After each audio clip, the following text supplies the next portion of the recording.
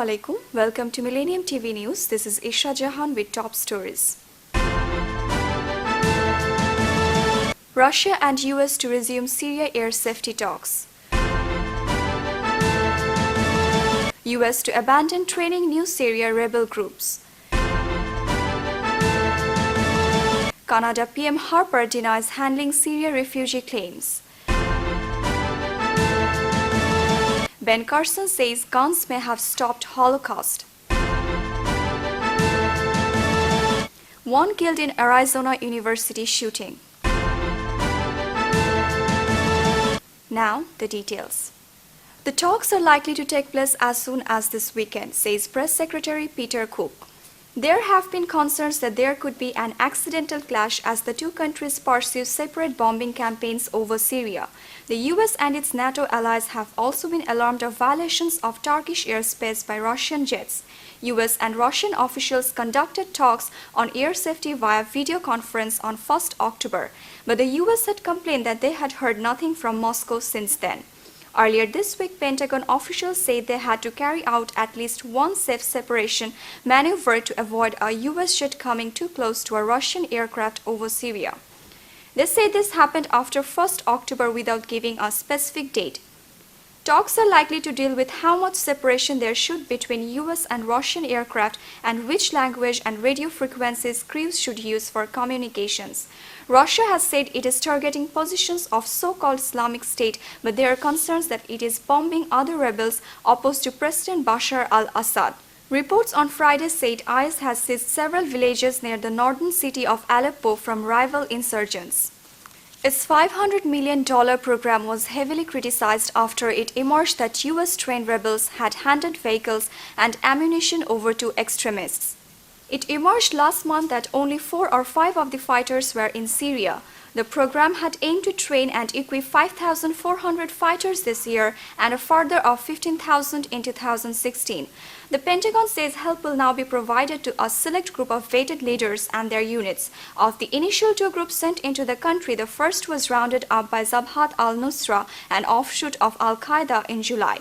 The second handed much of its equipment over to the same group in September, reportedly in exchange for safe passage. Quoting an anonymous US Department of Defense source, the New York Times reported the US would no longer recruit Syrian rebels to go through its training programs in Jordan, Qatar, Saudi Arabia, or the United Arab Emirates.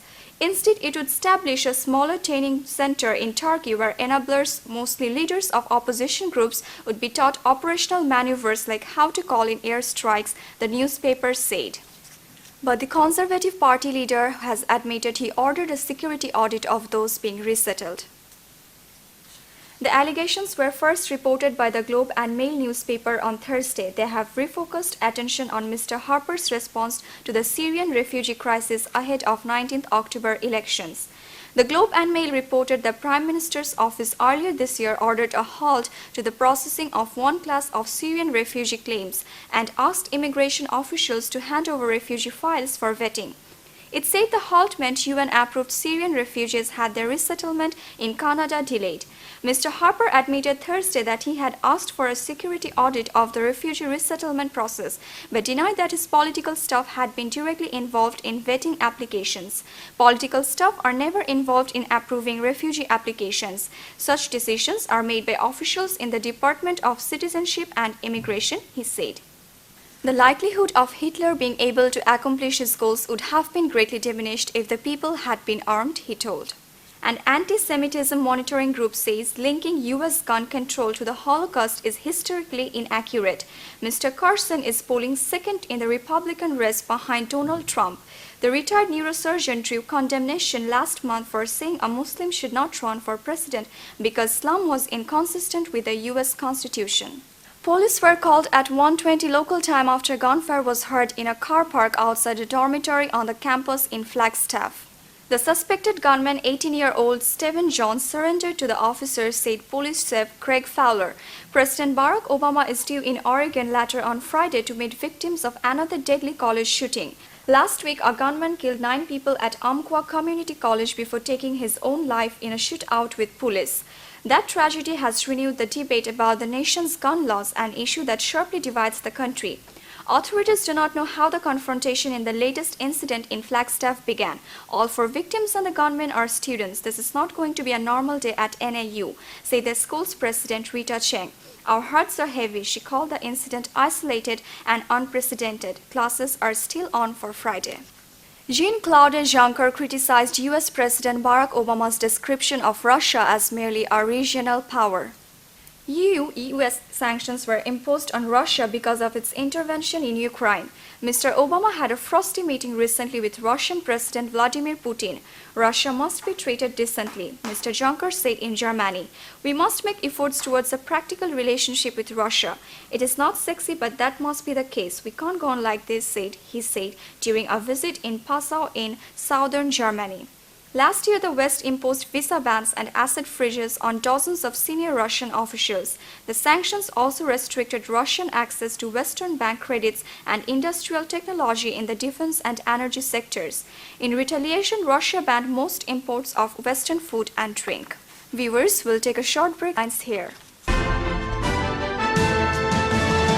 UK military convoy attacked in Kabul.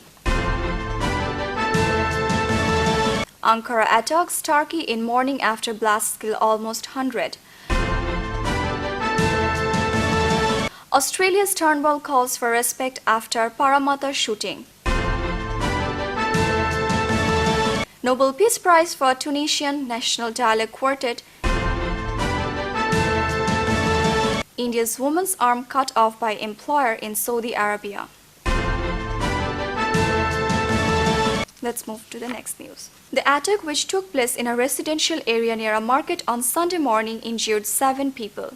There were no British casualties, the MOD said, adding the convoy was struck by an improvised explosive device. The Taliban claimed the attack in retaliation for air strikes in Kunduz, which killed civilians and doctors. However, the group did not mention Medicine Sans Frontieres, whose hospital was hit by US airstrikes 8 days ago. There have been conflicting reports about the cause of explosion. The MOD said it was an IED, while officials in Kabul said it was a suicide bombing. Brief scuffles broke out between the crowd and the police after some mourners tried to lay carnations at the site of the bombings. There is anger towards the government, whom protesters blame for security failures. The government has rejected suggestions that it was to blame for the bombing. Prime Minister Ahmed Davutoglu said that was evidence that 2 suicide bombers had carried out the attack. Turkey has declared 3 days of mourning after Saturday's attack, the deadliest ever in Turkey. The attack at a peace rally left 245 people injured, with 48 of them in a serious condition. Speaking 1 week after the shooting of a police worker in an apartment terror attack, Mr. Turnbull also said anyone preaching hatred or intolerance was undermining the country.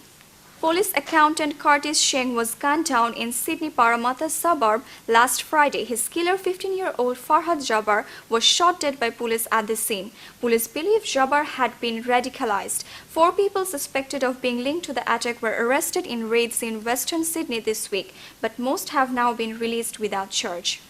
The Nobel Committee said the group of civil society organizations had made a decisive contribution to the democracy after the 2011 revolution. It said the quartet helped establish a political process when the country was on the brink of civil war. Tunisia's uprising was the first and most successful of the Arab Spring, while other countries, Libya, Egypt, Yemen, and Syria. It said the quartet helped establish a political process when the country was on the brink of civil war. Tunisia's uprising was the first and most successful of the Arab Spring, while other countries, Libya, Egypt, Yemen, and Syria, either reverted to authoritarian rule or descended into violence and chaos. Tunisia managed a successful transition to democracy.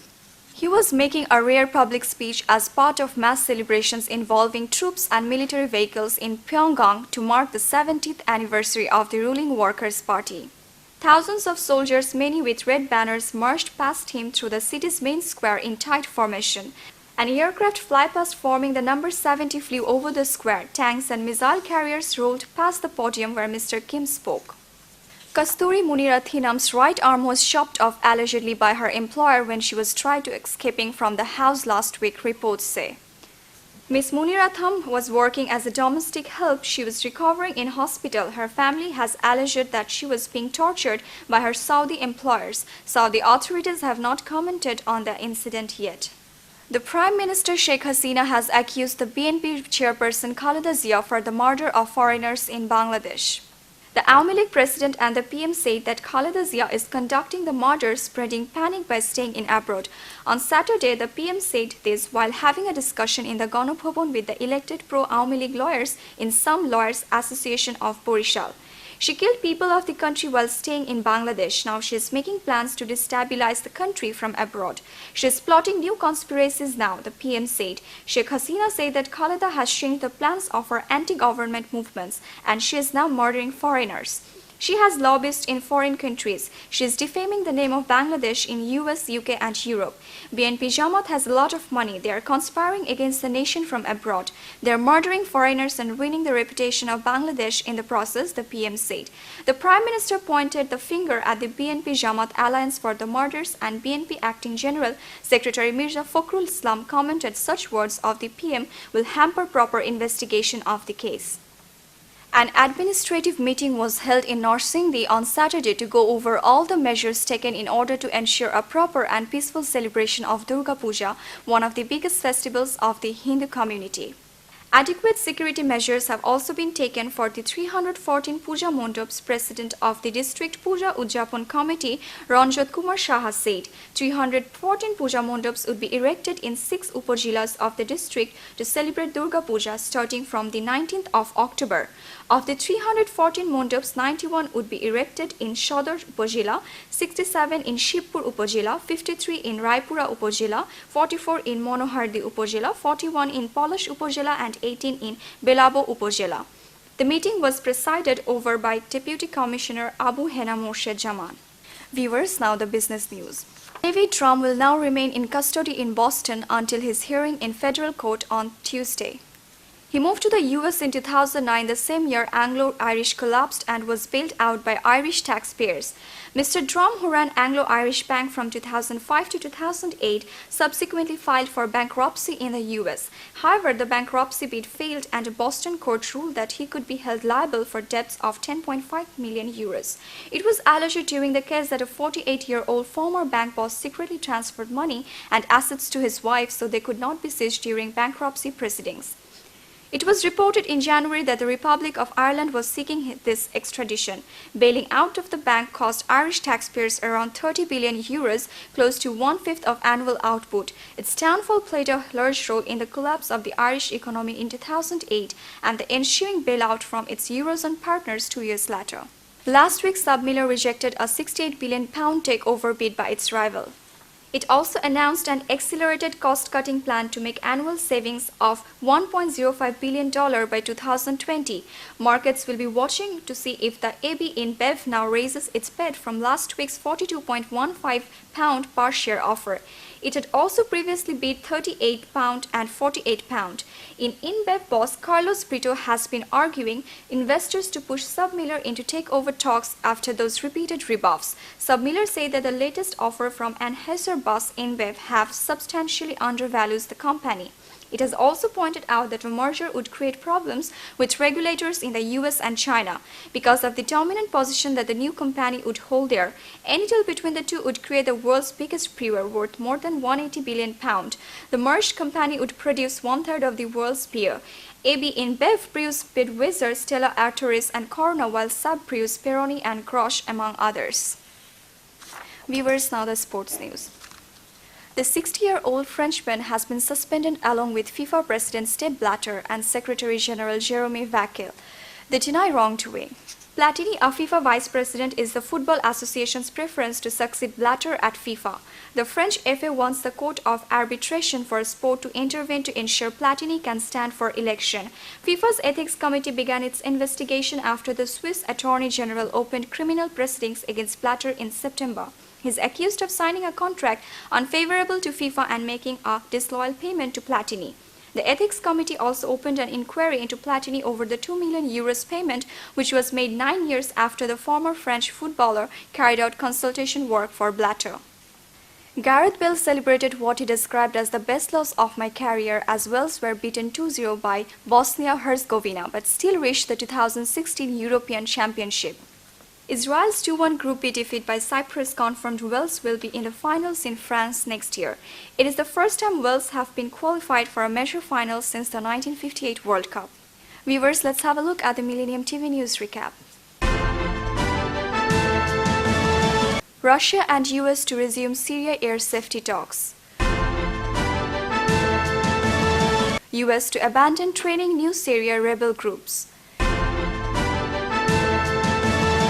Canada PM Harper denies handling Syria refugee claims.